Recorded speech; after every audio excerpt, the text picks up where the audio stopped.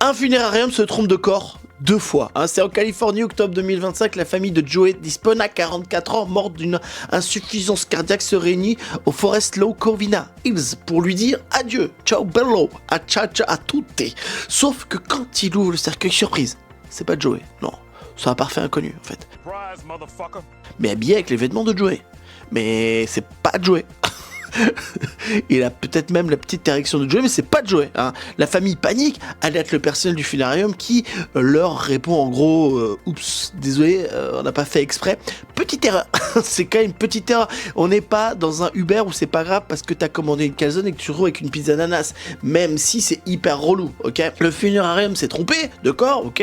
Bravo les gars, bon bah c'est pas bien, vous avez qu'un job à faire, c'est de mettre le bon corps dans le bon cercueil. Alors là, accrochez-vous parce que ça empire. Le personnel du funérarium, confrontés à l'évidence qu'ils ont foiré, décide de déplacer la famille dans une autre salle pour régler le problème. Résultat, deuxième corps inconnu encore une fois. Mais dis donc, ils l'ont maquillé très fort, parce que c'est pas du tout Joey, ils se sont retrompés. À ce stade-là, c'est plus de l'incompétence, c'est du talent. Voilà, ils sont là pour faire souffrir des familles, en fait.